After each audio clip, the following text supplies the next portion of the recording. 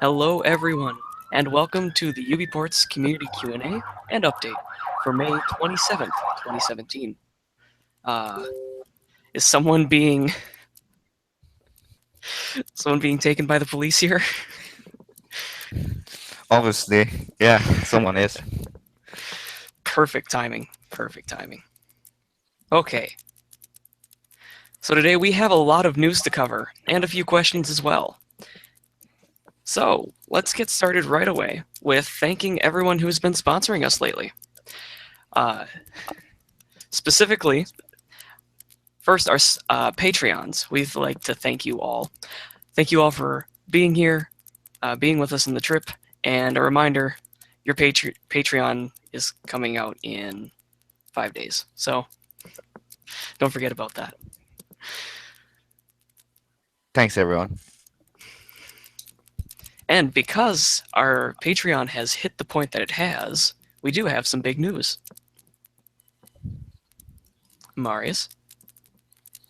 Yes, from next week, I will be working full-time on UBports, which means development hopefully will speed up a lot. Right now, I have been doing both school, some work, and UBports at the side. But from now on, it will be 100% UBports. Just me, my good old UBports. Woo! And not only that, but we have another sponsor. And so this actually came in a pretty interesting way for us. We were all sitting on Telegram, and someone out of the blue joined the group and said, "Hey, we would like to sponsor you." And that person represented PIA, Private Internet Access. So he gave us quite a donation of Bitcoin, which has been going up, and I think it's going to crash, but that's just me. So we would like to thank Private Internet Access for their very generous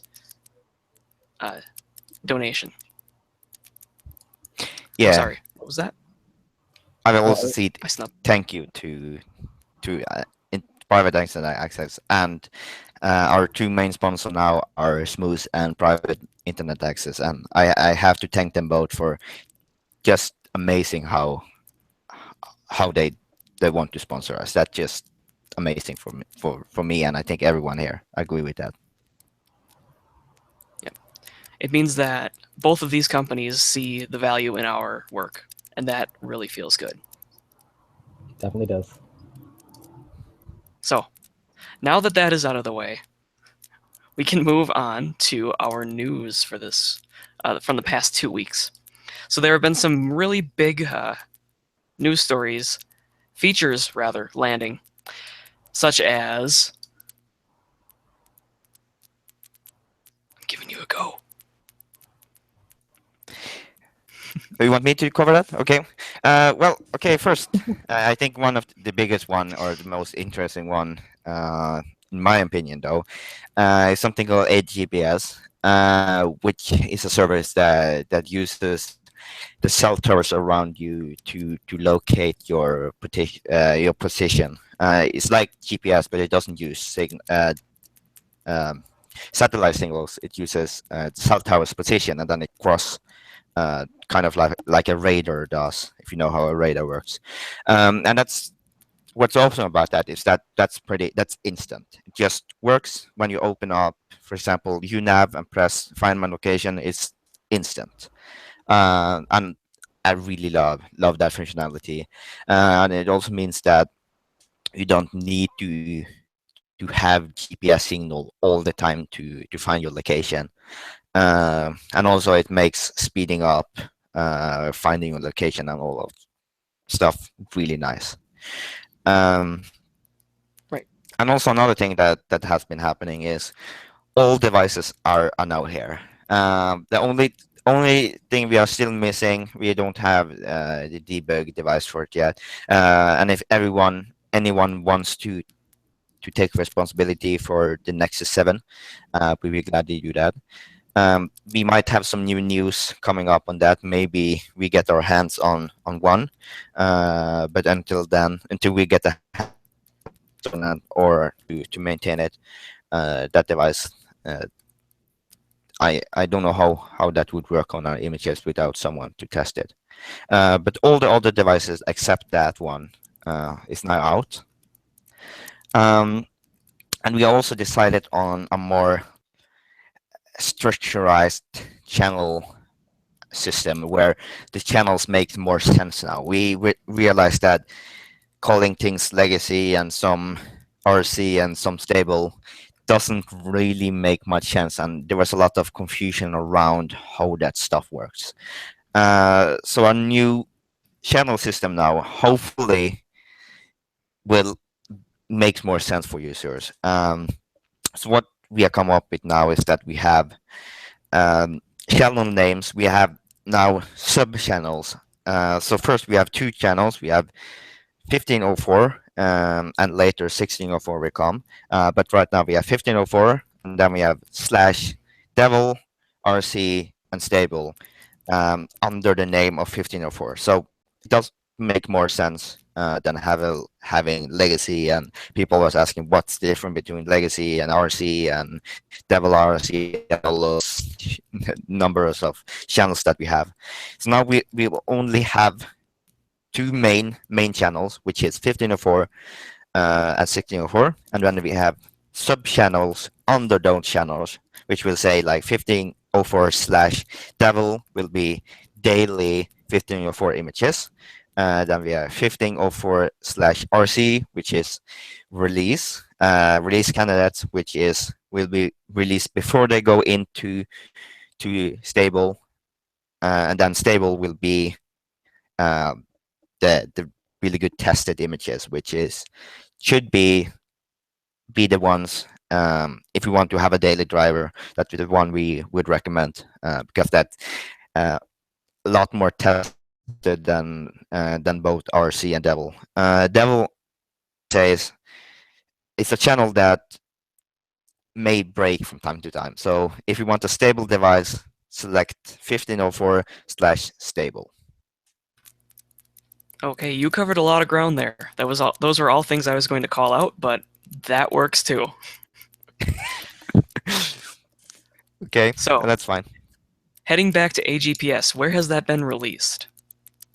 That have been released on all the devices. That will say all our devices, which is in UBports, the UBports -touch /1504 / stable, for example, and it also now is in the legacy channel. And if you're already on legacy, there's no need to switch. It will automatically switch to stable, so there's nothing to worry about. You don't need to reflash it. That's also to cover it. You just switch automatically and it just works, hopefully. All right, and I see that Flo was just showing us his phone there. You're still muted, Flo.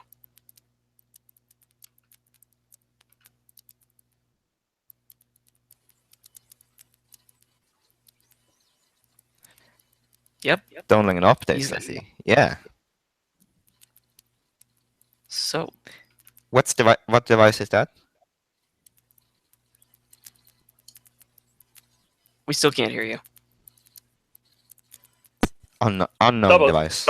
Yeah, no. This is N5, and I just wanted to say there's a ton of update. It's now 400 megabytes nearly. So I didn't update for a few days maybe, or a few weeks even. I'm not sure. So I think we should tell the people that they can really look now from time to time for updates, and just let the channel bring in the good things for them, because I would say we have a faster cycle of bringing updates to the public than Canonical did in the last months. So you not just check every few months or so if there is a new update. Maybe you should do it more often. Right, on cover on that is what it means with that is that, for example, Devil will be pulled directly from GitHub. They were just the latest thing that we purchased will be pulled from that.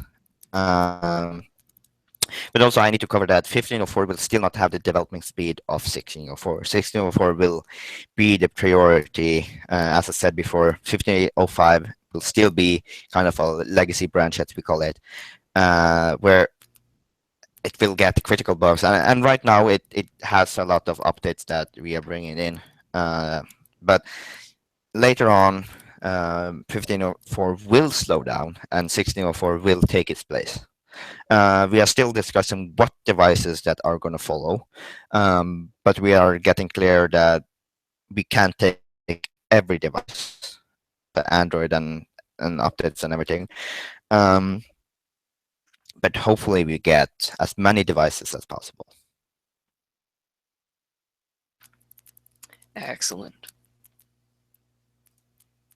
Up next, Jan has been doing a lot of work. Unfortunately, he couldn't be here today, but he has been doing a lot of work on getting our bugs all moved to GitHub. So we were being stubborn before. We're no longer being stubborn. And our bug reporting has moved from Launchpad to GitHub. Yeah, I fully agree with this decision. Is that because Launchpad for us, we think that Launchpad is good and awesome and all those kind of stuff. But for a normal user, Launchpad is hard. It's no.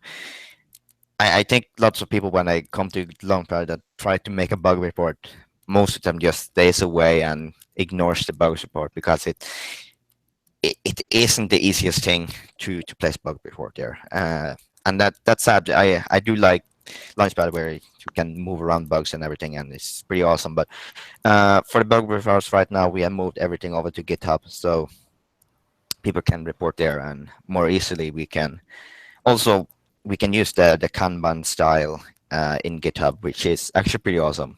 So we can get the workflow more smoother than it was before. And I Dalton, should- Yes. you've made a lovely page to help people with reporting their bugs and where they should report their bugs. Yes. So there is a new wiki page helping you to report bugs if you find any, including the logs and things that you will want to provide us.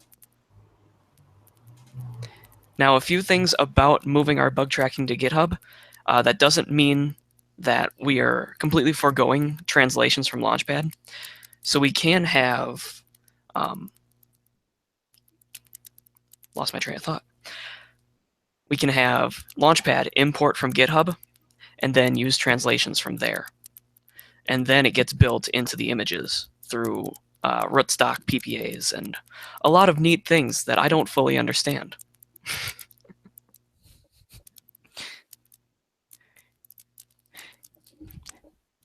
Next thing, Okay. Halium. And I said it right that time. Halium, yes. Lots of cool stuff have been going on with Halium. Development goes pretty far. Vision, which has been working hard on this, has done an amazing job. So now, as you can see here, my Nexus 5 now runs. It doesn't boot Unity 8 yet. It's still work in progress. But at least Mir is working, and there is something we can work with. It has Wi-Fi. I just tested voice calling and those kind of stuff is actually working. Sound is working, and pretty much everything we expect. Just that Unity 8, and I don't think this is Halium's fault. I think this is just 1604 that's been stubborn. But Halium is getting pretty close. But also, just to say that it's not there yet. It's not something for end users yet. We are seeing progress on it, but it still will take some time before this will even get close to the stable channel. It might end up on the devil channel soon, but on stable it's not close yet. That is good news. And we're really excited to see the progress in Halium, because it means that a lot of Linux distros can use the same work. Yes. I see you laughing at me. Halium.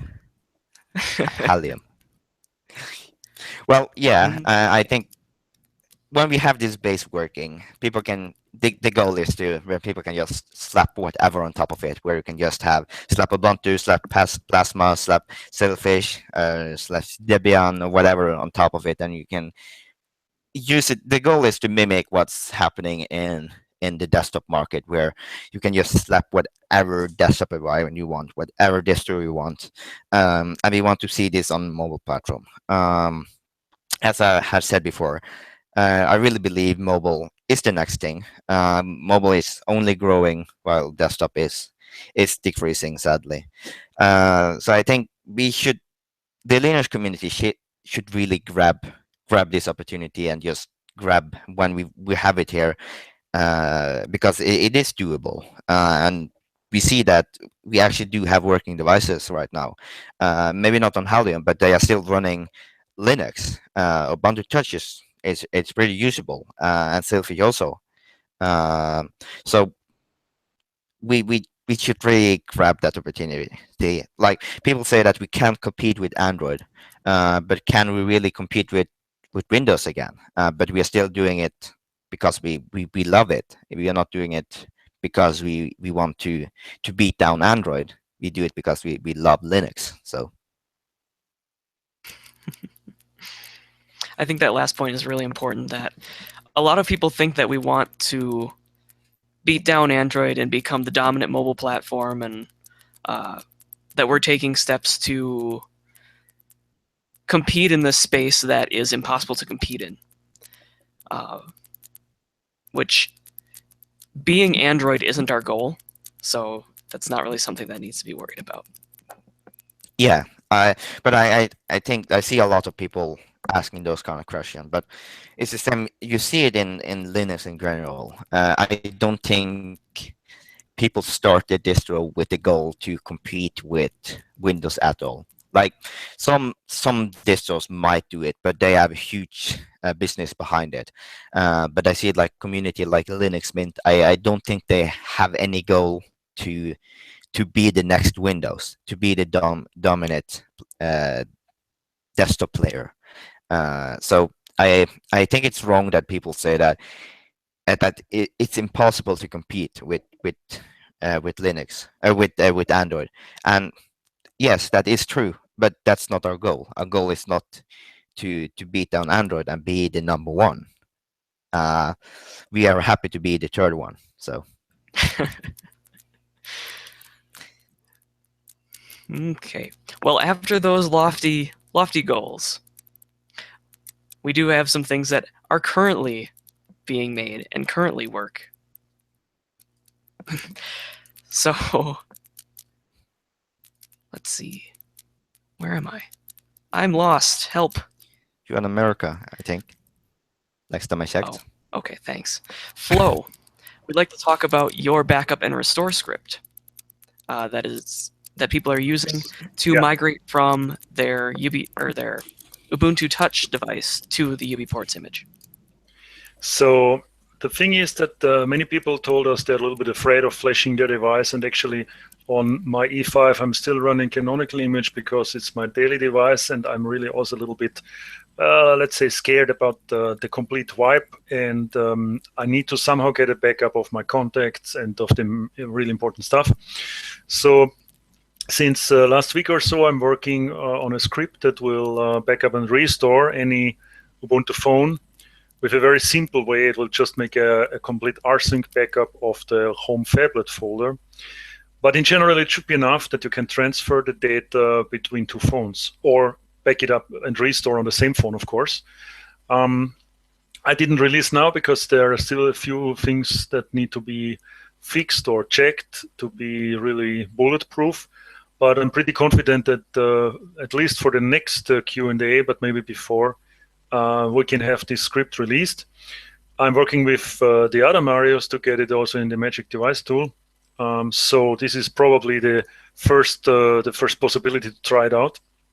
And yeah, basically you only need an SSH access to a server where you have a home directory.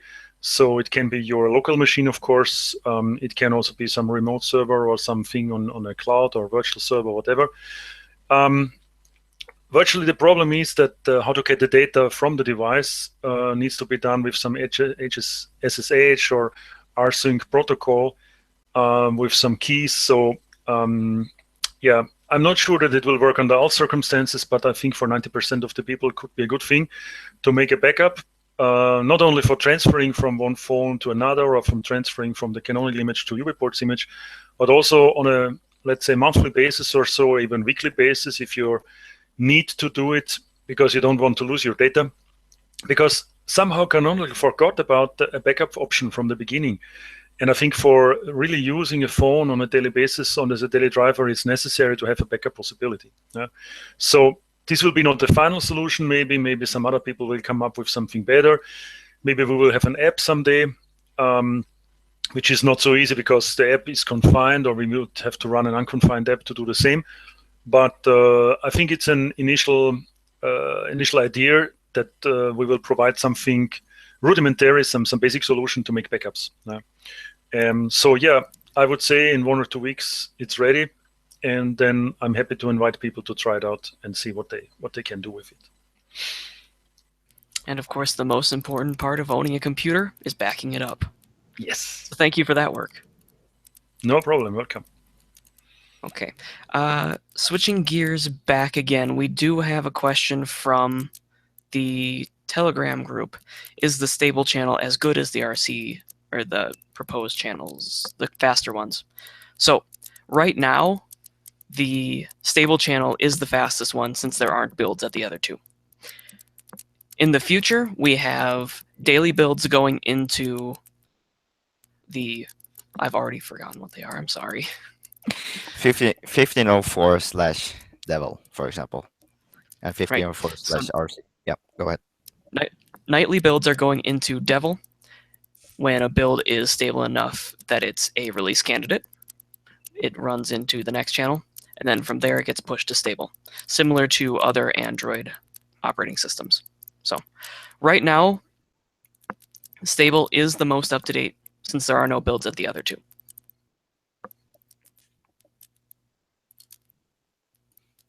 Does anyone else have anything on that?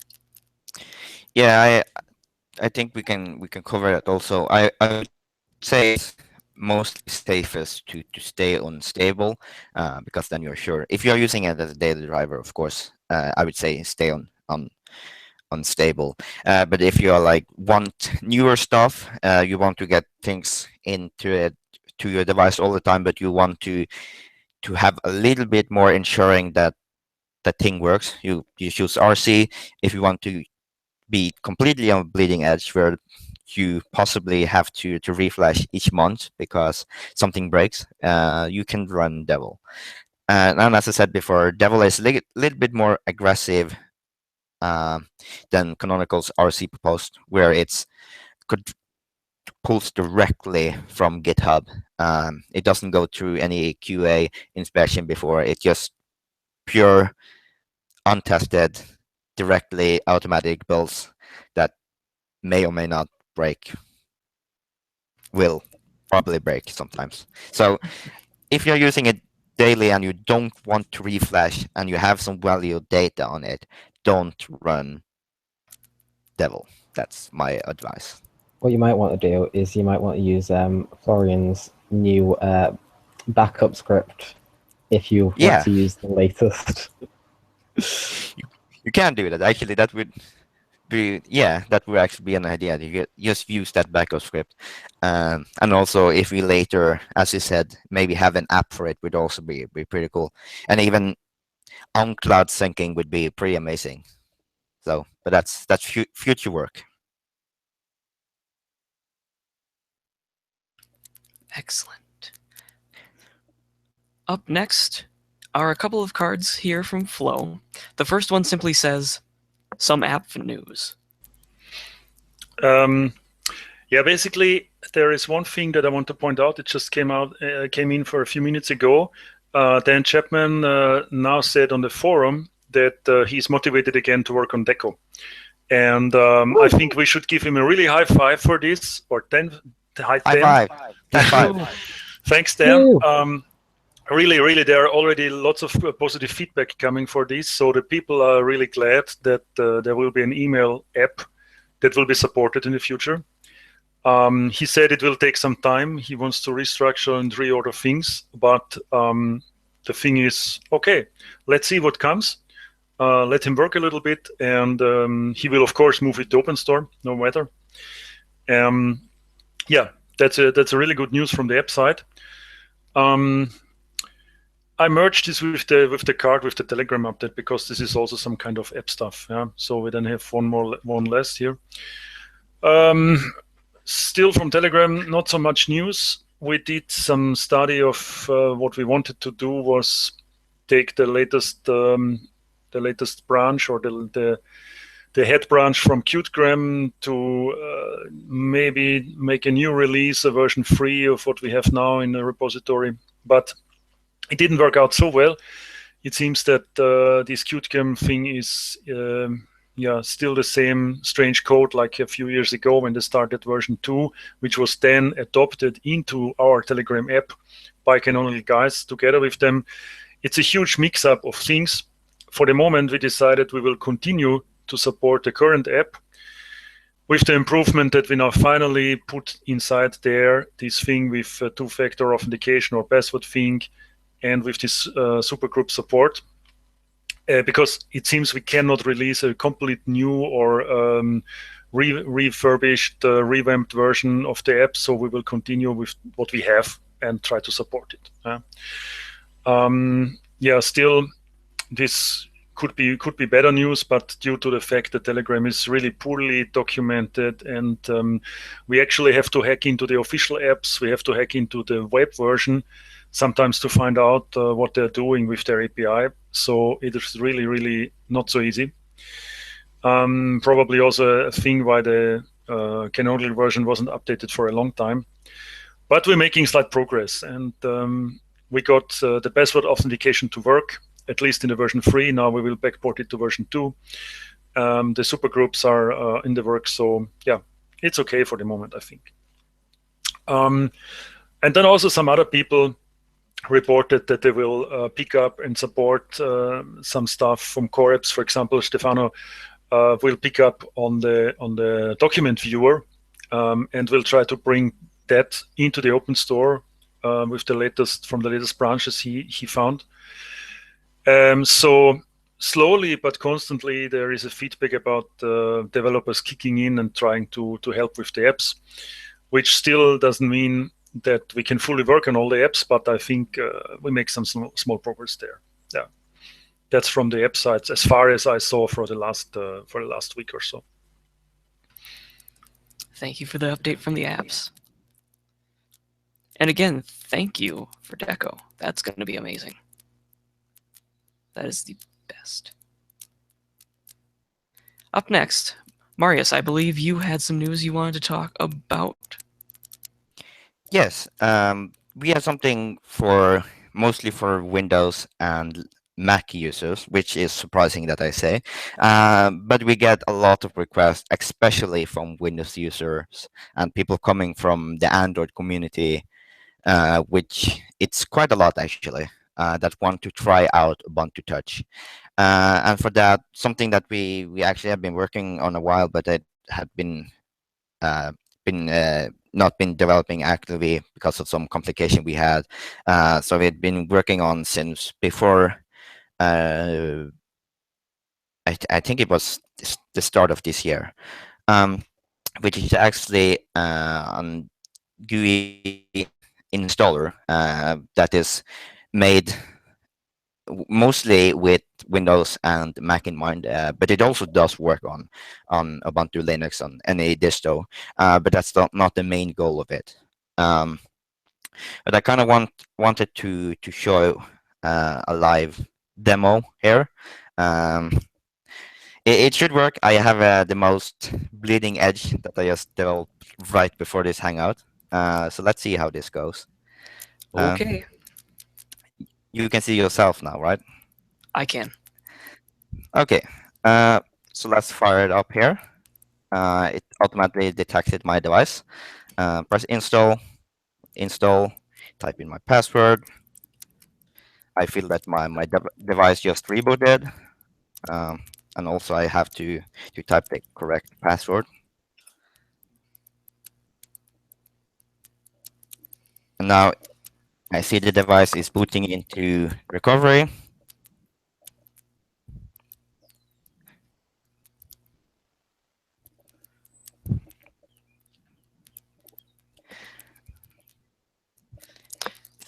It's now pushing the files. So it looks like this is written in Node. It's An written Electron in app? Node. Yep, it's an Electron app. That's simply the easiest way to get things cross-platform. It just what's with it. It just works for cross-platform. It's just like you just write an app and it automatically works. It's actually pretty amazing how the team actually had made something like this. I have been trying a lots of different stuff to get it cross-platform, but Electrum is simply the easiest one I have found. And also you can make really beautiful app with it. As you can see, I think this is beautiful. I'm not a designer, but I think it's beautiful. It looks great. Thanks. All right. So we are going to leave the device on the back burner for a bit. Just a second, Dalton. Because we're talking here about this GUI tool, we should also mention that the Magic Device tool will also have a GUI in the near future.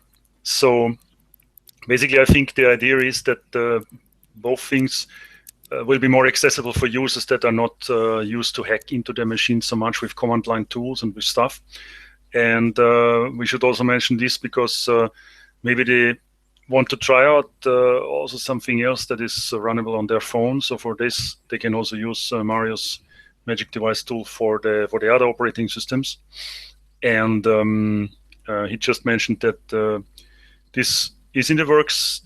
People who are interested in that should join the Telegram group from MDT, which is basically, I think, the domain is magicdevicetool.com/telegram.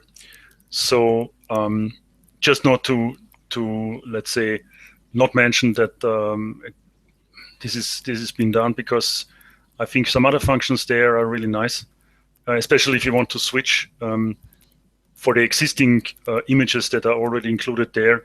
It's a very fast way and convenient way. Yeah, I also had to mention that UBports installer is just for UBports really. Like my Magic Device tool is for Android and all sort of different things. So this is just for getting those Windows issues. And the reason why it was made is actually a really long story. It's actually kind of some complication that actually happened. That started as a school project, though, didn't it? It actually did, yeah. It started as a school project. Yeah. Well, it really has been a school project all day long, because I haven't used my time on it when I was home. So I used my school time to actually develop it. That's also why it's taking quite a long time. But yeah, as I mentioned, Magic Device tool is still, I would say, probably a better option, because we have much more possibility. This is just for UBports and Ubuntu Touch. It might be ported over to other stuff, but for now, I won't port it. If someone else would port it, sure, but I won't. Excellent. And we did see your device booting there, did we not? You held that up? No, it's in recovery now and doing the flashing. So when that's done, it should boot right up. It actually works pretty similar to Ubuntu Device Flash, where it flashes the images and then it reboots to recovery, and the recovery takes over and does the flashing on the partition itself. And then when that's done, it boots up. So I will show it when it boots up. The flashing itself takes a while. All right. In that time, we will move on. Ooh, that is the wrong desktop. We have a card here, a little bit about how we've been in the media the past couple weeks, specifically a podcast we've been interviewed on. Yes, I have been on the Landuk Hour. Me and Bushan was talking about Halium, and then also some mixing with UBports, which it's pretty amazing. He has a big following, and I think he was positive. He didn't crush me down as much as I was scared of. But he ended up throwing me out, so I am happy with that. So yeah, you kind of have to see the podcast or listen to the podcast. You have the full context. What I mean with throwing out. It was not bad. It was really, he was kind to us. All right. I keep saying that. Anyway. Yeah. You also been in other news. Yes, sure. On the German ubuntu.de page, or page, not community, Jan was interviewed in German, unfortunately, so maybe it doesn't make so much sense to share the link, but actually I could look it up now if somebody wants to hear about that. So we'll throw that in the description. Yeah, maybe we can get some live translation or some subtitling for that. I can ask Jan to subtitle himself, maybe. Yeah, put Jan to work. Yeah, so it's quite nice that lots of these communities are picking up now with us to get a status where we are, what we are doing. He explained roughly what's the state of the project there also, and I must say, yeah, it's pretty nice. We get some media coverage. And I think if anyone could point out some connection to some, let's say, podcast, internet, news, Linux page, whatsoever, he could get in touch with Jan to try that we can spread our word there also. Yeah, I think we are pretty interested, and it's pretty easily possible to tell what we're doing to as much people as possible, or as many people as possible via different channels. Yeah, I have seen that we have been popping up in lots of different news sites actually, because when we do this Q&A, we are actually helping the media also. So I have seen a lot of article written about us. If you do a Google search and search UBports and then press the news tab, you can actually see a lot of things popping up. So that's pretty amazing. And while we speak, something happened. The device rebooted. So any minute now we should see the fancy UBports robot. Hopefully. This is always it's always fun testing a development application on a live stream, is it not? On a live stream, yeah, and that's kind of nervous now. I know that the BQ devices are terribly slow. I don't know if that's on our. They are not slow, but they are slow to boot, especially the BQ tablet. The boot time on those, I don't know if that's a UBport specific issue, or if that's something that's always been that. Maybe someone can answer that question. Especially the FHD, the BQ tablet FHD, has like, I think it's 3 minutes boot time, which is pretty terrible. I haven't gotten debugged that. I'll be sure to debug that. But if anyone knows if this has been an issue for a while, or if this is something that's come after we have taken over, please give me a heads up on that. It might also be just my device, but please report back on that, especially the FHD. I haven't tested the other devices, and this one also, it has low hardware, I know that, but it still is a bit slow. So yeah, it flashed successfully, and with no terminal opened, which is pretty amazing. Excellent. Looking in the YouTube chat, let's see. Ooh. Flo, can you check out the YouTube chat? I'm unfortunately not able to read that. I don't see much in the YouTube chat. Just a second. Oh, okay. I'm looking on the Hangout chat. That's maybe not the right one. Yeah. And in the meantime, we do have someone asking, can they download that installer yet? On our GitHub page now, there is some beta images, but keep in mind those is still in development. The stuff that I showed today is still it does work, but I wouldn't recommend for someone that wants to try it out and be sure that the device works. I wouldn't recommend this yet. This is still in beta. It's still experimental, and even though we are testing it quite a lot, I still don't want to break anyone's device. So to be honest, I would say if we want to try it out, just give it a go. It is on our GitHub page. But if you want to be sure that things works, I would say wait a week until we get something stable out, which is more tested than what's on there now. Okay.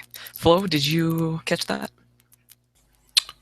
No, I was looking for the YouTube chat, and I can just report that in the YouTube chat there is only the question that if the installer is on GitHub, and then what else? When we download the Windows VM somewhere. Okay, that's the same question. No, it's not. It's not in a virtual machine for Windows, I think. The installer. There's one from Leonard. Yes. Can you please can you please subscribe me? No, we will not subscribe you just because you ask if you just want to subscribe. Anyone who wants to subscribe to Leonard can do, but I won't probably because I'm not sure what it's about. Okay. I think that's a very important question for all of the UBports community. And for the last part of our updates, we have a few things from our marketing community engagement team. So they just had their first meeting that brought in a bunch of the community. So they're working a little bit more autonomous than some of the other teams, and that's excellent, to get our message out there a little bit better. So if you want to be a member of that, if you know about marketing community engagement, head over to bit.ly/UBports marketing sign up, and I will throw that down in the video description as well. It'll just ask you a couple of questions, and then you'll be on the list. And then next from there, if there's another mailing list, we have our official updates mailing list that goes out every couple of weeks. It's very low traffic, but if you want to keep updated about the UBports news in an easier way to watch than listening to us drabble on for an hour, you can get it in a handy email form. Email inbox message. So if you want to sign up for that, that's at bit.ly/UBports. And that will also be in the video description. I think that's already in the description since I am proactive. And with that, I have all of the news taken care of, and now we can move on to the questions. So, Chloe, oh, you're not on the deck, never mind. Our first question that came in was, and we're getting this a lot, will we support Multirom again? I marked the question, but maybe Marius can elaborate a little bit why this is not foreseen and why it's not a good idea in general. Because every time we get a question about this, we say no. But maybe we should explain a little bit why we do it, why we don't do it. Well, the first thing I would say is that our time is limited. We don't have time to maintain everything. I understand that people would love to try out Ubuntu Touch with Multirom. But with that said, there's still a lot of things to maintain. If someone wants to maintain it, sure, no problem. It should not be in a state which is totally broken, especially on the 1+1 and Nexus 5. I did quite a lot of work on the 1+1 a year ago, 2 years ago. But as a lot of with updates with us, things break, and that's what we don't want. We don't want to have another thing to maintain. But if someone wants to help us out with that, sure, we are fully up for that, and we can. If someone really wants to take this in fully vacant state, we can also make it an official thing. But for us, the core team right now has no interest in making that work. But sure, in later time, everything will change. Maybe we will change this in the later times. But right now, I think we should focus on getting everything structured, getting roadmap, and getting developing a developing structure up and running, and also get.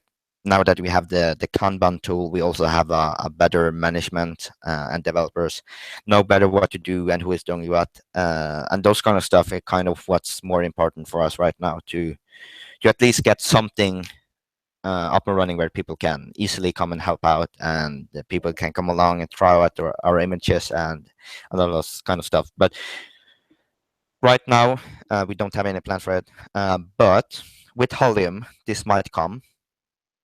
It might come sooner or later. But outing from UBports, I don't see that happening anytime soon. If not, as I said, anyone else picks it up. I think that's a good explanation. So we can move on to our next question here. So we've been asked what will happen to the X11 apps.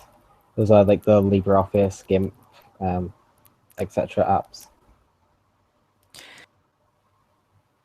Oh, I just muted myself. Well, they are still available.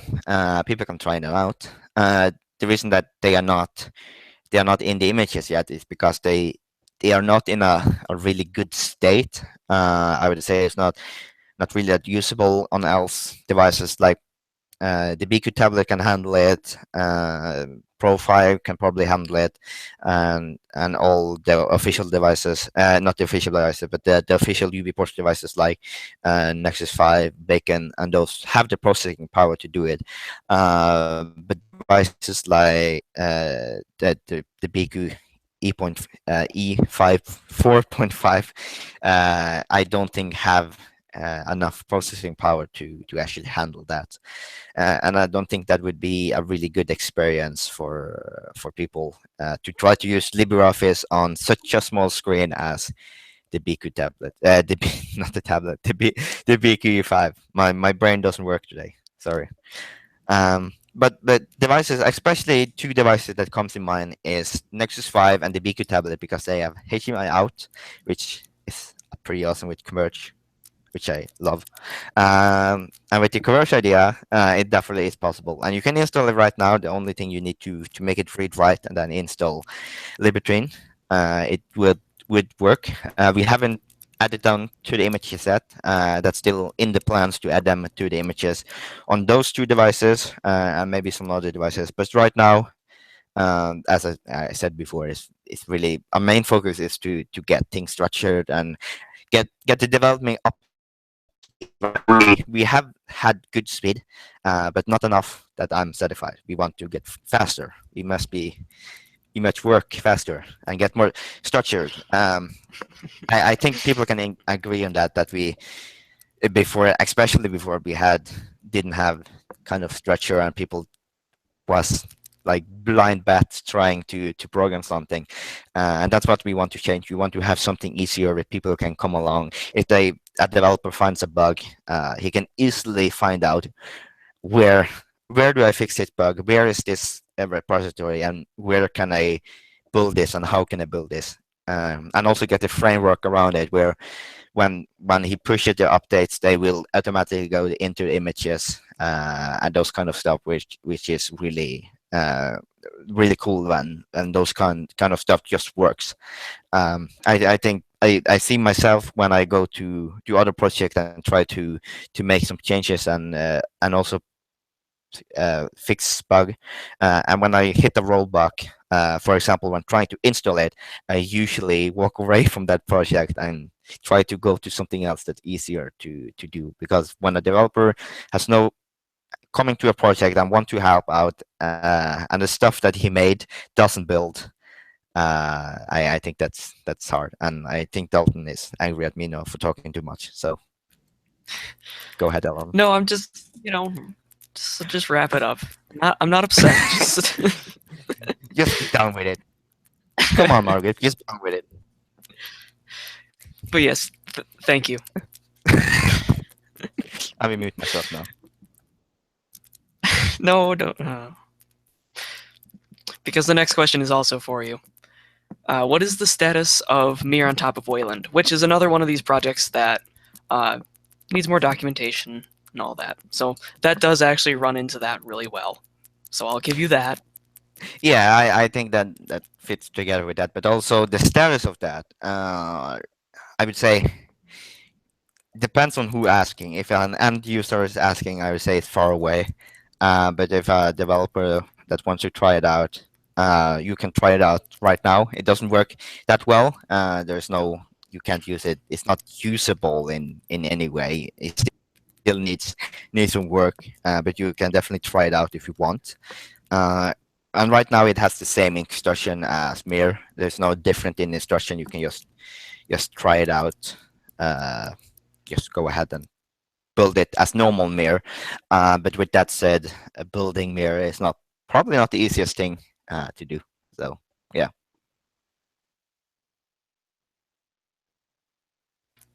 Anything else on that? I don't think so. I think that's okay. We have a question that I think I'll take this a little bit, but a problem that came from upstream when we got Ubuntu is, why can't I just apt-get install something? Why can't I use aptitude? Why can't I use apt depackage? Why can't I just install programs that I want? And I think that's exactly what Canonical asked and it was the reason why they went to the image-based upgrades, because Android devices have always used the image-based type upgrade where someone else builds everything and then pushes it to the device. And the reason for that is, especially when Ubuntu was for devices was first being developed, devices weren't very fast. So being able to do an apt-get dist upgrade would take forever. And that's why building the images together on a server, sending them to the devices made sense. And then that is why they had to disable apt, because the image-based upgrades can break when you've changed the image by making it read-write and then installing things with apt. I did a little bit of research into the image-based upgrades on the Ubuntu wiki. It's just the image-based upgrades page. And they did say that their goal was to have a switch so that you can turn off the image-based upgrades and go back to apt. Now, that's something that we need to investigate a little bit more to know if we can implement that, how difficult it'll be, and when we want to do it. Okay, I'm being told. Unmute yourself if you want to say something. I would say that point is that you definitely can do the apt-get update now, actually. But the problem with that is because it uses two repository and it uses a PP overlay, as we call it. If something gets pushed to the normal repository that we haven't have a newer version in the overlay, which overlay means it's specific made for Ubuntu Touch devices. But if something is pushed, for example, Unity 8 is pushed to the normal repository, which is not Touch optimized, Ubuntu Touch optimized, that will break the device. That's why they say not to do the apt upgrade. But now on Vivid, where there is no more updates to the normal repository, you actually can do apt-get update, and it will usually work. It might break, but that's also the problem with apt. That things might break. You can use apt now. You just mount the system in read-write, which is not recommended, by the way. But you can mount it in read-write and do upgrade apt install apt upgrade or whatever. You can actually do that. But the risk with that is, as I said, if something newer than what's on the stable overlay, I'm talking really high-tech stuff now, but what's newer on the normal repository is newer, the PPA overlay might cause some problems. And that's also something we want to actually, that would be interesting to work on, where we have our own repository, where we put stuff instead of using the PPA overlay, would be an option for that. But we have no plans for that yet. But it still would be interesting to actually do that. But also with the image update system, as Dalton say, it is much faster. Using apt is pretty slow, and also it's much safer because every device have the same rootfs or file system. Easier to say. Every device has the same. So when we put updates, we are sure that what's on my device it's exactly the same and what's on Dalton device. And if my device works, Dalton device, the device should work also. Right. So that's the idea about it. And these were the problems that image-based upgrades set out to solve. So that's why they're there, and that's why you're not able to just apt install. And also, I right don't now. think apt would work really well on mobile phones. If we want them stable phone, I don't think apt-based updates is probably not the best idea, because apt is known to break and dependency hell and all those kind of bullshit that happened with apt. Okay, I think that we have said our words on that. There was a question about apps. If we will ask Canonical to ask developers to move their apps to the open store. That's something we haven't done yet, but I mean, I don't see why not. Never hurts to ask.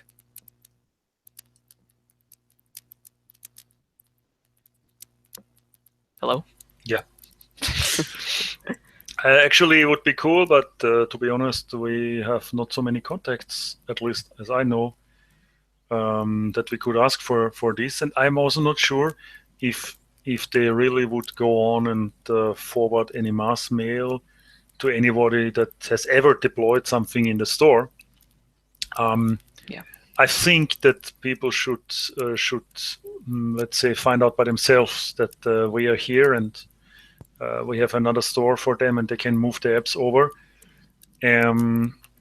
Still, of course, if some app is not going to be moved, and we can see, and some people point out what's going on with that app, everybody just can look up the email address, the contact in the store or in the app itself, to see if he just might drop him a letter. Sometimes personal relationships works better than if we say now to Canonical, please contact all developers, and then there will be maybe feedback of 2 people out of 2,000. I don't know. So I don't see much point into trying to do this. It will just be some effort that has a questionable result, I would say. Like we did with Dan, like we did with others already, to try to directly communicate with them and see how they're motivated to continue. And I think that works out much better. Okay, I can see that point. I definitely get that. All right, keeping right on with the app theme, we have a little bit about Loki IM, which is how I'm going to say that because I have no idea how to pronounce that. It's LOQUI. IM. I thought it was Lockrim at the start, but now I think it's more because the IM is definitely for instant messaging at the end. So Yeah. it's quite questionable. It's debatable on how it's pronounced. Oh no, not one of those projects. We just So call it WhatsApp. basically, it's an app to use different chat platforms. They had link support, WhatsApp, and a lot of others actually. And they need help to implement the noise protocol and a few other things so that they can bring the app to Ubuntu Touch.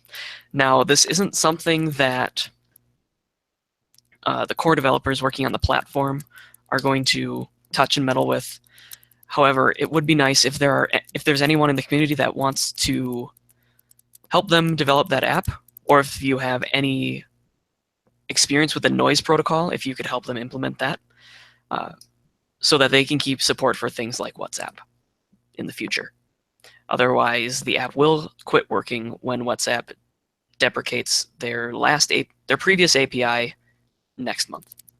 So that's our little PSA about Loki IM, and you should, if you want to get involved with app development and bringing what I believe is, a very important app, even if I don't like proprietary messaging standards. If that's something you want to get involved with, then you definitely should. They are at github.com/LOQUI/IM, and I am throwing that in the description after this. Okay. We'll continue right on with the app theme. We had someone ask, how do I make an app? Flo, I think that you've had a little bit more experience with this. It starts really. I mean, we should also again mention that we are not focusing on app development at the moment, and probably we will not focus on app development also in the future for a long time, because there's such a great amount of other things to do. But we tried, of course, to encourage people to look at app development. And now there are the questions coming in, of course. They are asking us, maybe because we know a little bit more than them, of course.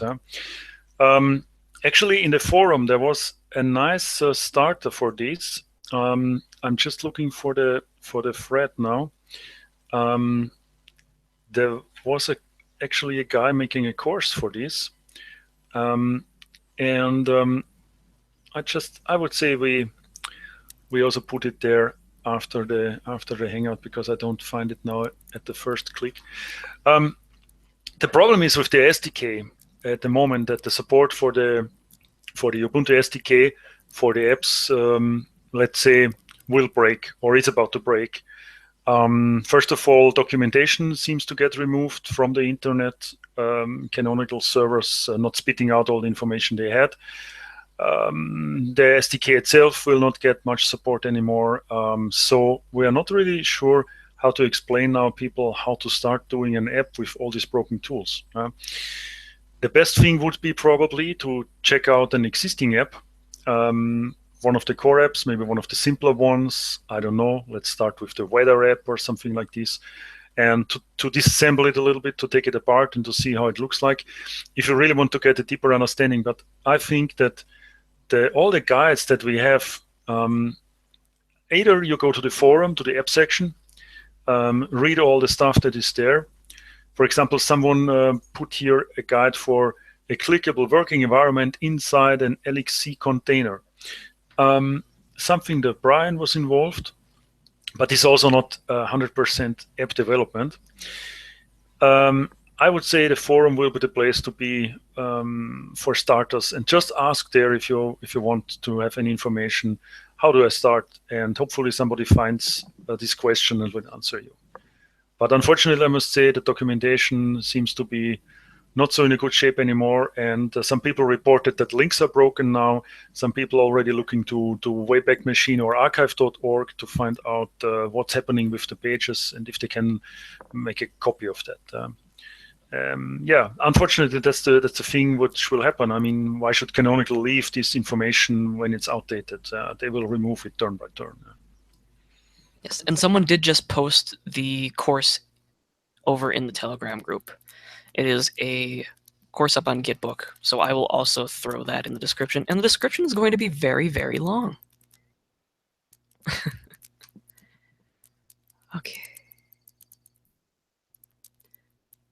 There's one more thing about apps I forgot. Oh, someone was asking, how do you make apps, develop apps when you're under a OS such as Arch?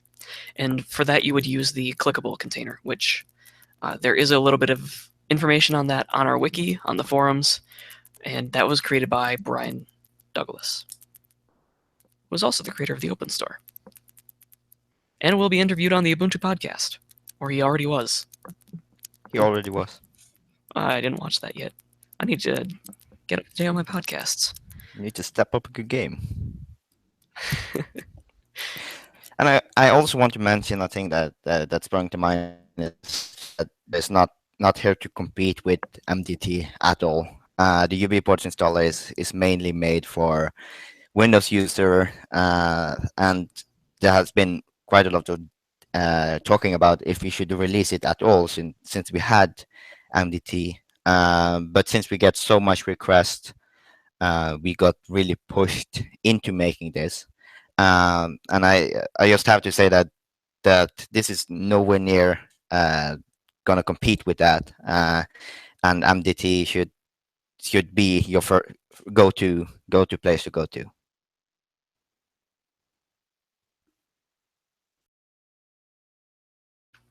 Yes, I like that. A couple more things here. We're just about wrapping up here, so if you have any questions that you're seeing, you'll want to ask them now. I am looking at the YouTube chat as well as other places. Dalton, did we talk about this maintainer for N7 because it's still here on the block of updates? In our list, right.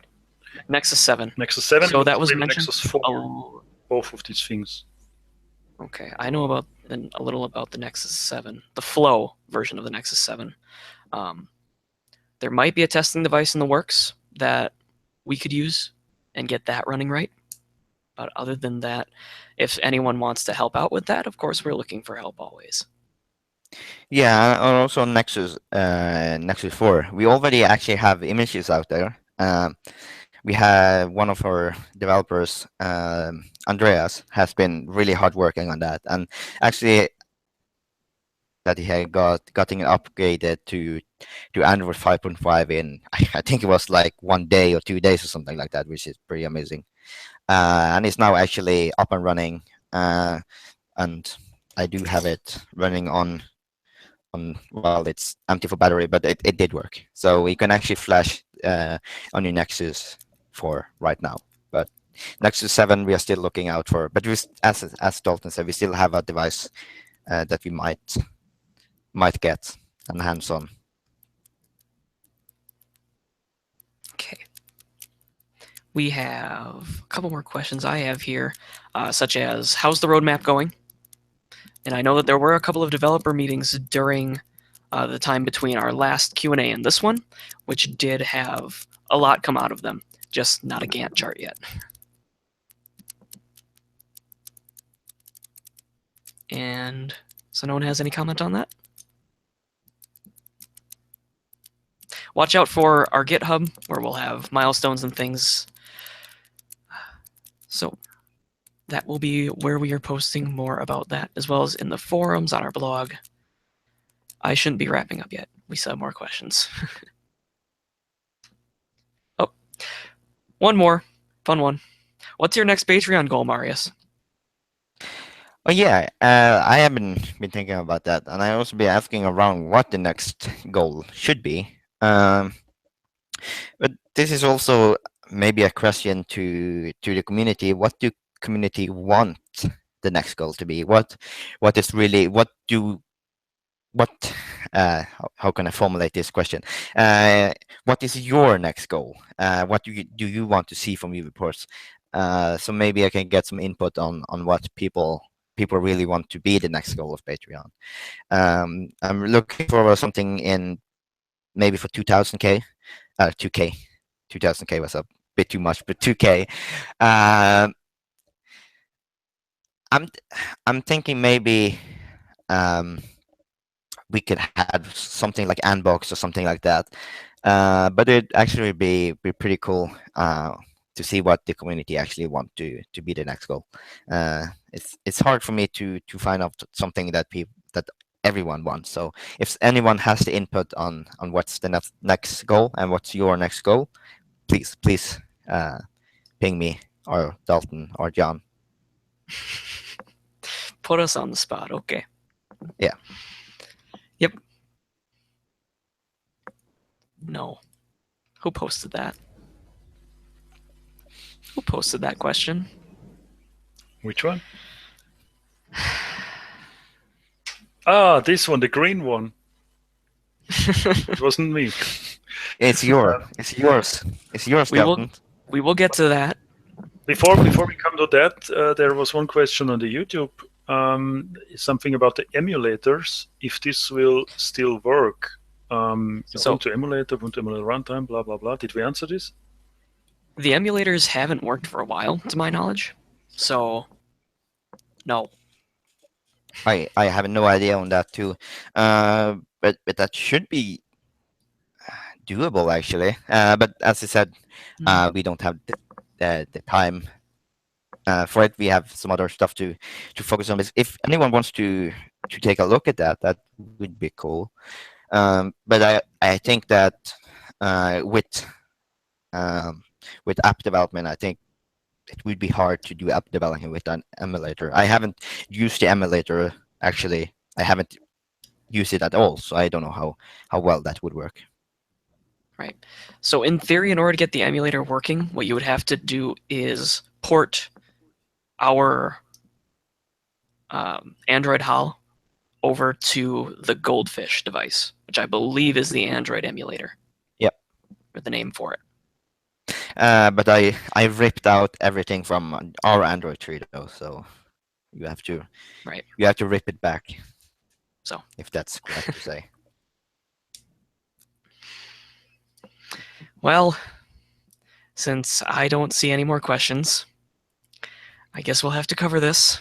If you were a type of tree, if you could be any type of tree, what type of tree would you be, Marius? I would be a non-existing strawberry tree, even though strawberry is a plant, but I still would love a strawberry tree. So I would be a strawberry tree, even though it doesn't exist, but I still want to be it. Chloe? I would be a cherry blossom tree. And whoever asked this question, thank you very much. This is the best question You're right. I'm over the moon right now. Thank you so much. Flo? Today I have a really cool tree. I want to be a Scots pine. Who knows that? I have That no sounds idea what it interesting. is. Scots pine. Yeah, that's literally translated from German. I don't know. I never heard it in English before, so I hope it's right. But you can chew on that one now. Scots pine. Looks funny. Since I've been put on the spot with this one, and I wasn't expecting it at all, I would go with the sugar maple. Oh. Isn't that the Canadian tree symbol? Or is that... Well, it is the leaf. Yeah, that is that. Yeah. It is that. That is a maple leaf. So you are actually wanting to be a Canadian? Is that what you're saying? Ah, okay. Sugar maples don't don't only grow in Canada.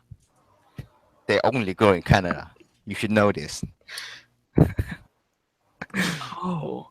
I'll just tell that tree outside my window that it can't grow here then. Yeah, you tell that tree orange to tree out here. You go out there and scream Okay. at that tree and say, "Move to Canada." You build a wall around that tree. You call Trump, and he will escort him back to Canada. All right, that's enough nonsense for one episode. So, thank you everyone for coming out today. I see we have 23 viewers right now. That's pretty good. And thank you to everyone who watches this on the archive. You can reach us on hashtag UBports at Freenode, but we prefer it if you join our Telegram group at ubports.com/telegram. You can also go to our forums at forums.ubports.com to get in touch with us. And if any of you has a place where you'd like to plug your personal accounts, now's the time to do it. Speak now or forever hold your peace. All right. So, thank you everyone again for coming out, and you all have an excellent rest of your day, depending on what time it is there. Bye. Yeah. Goodbye. Bye.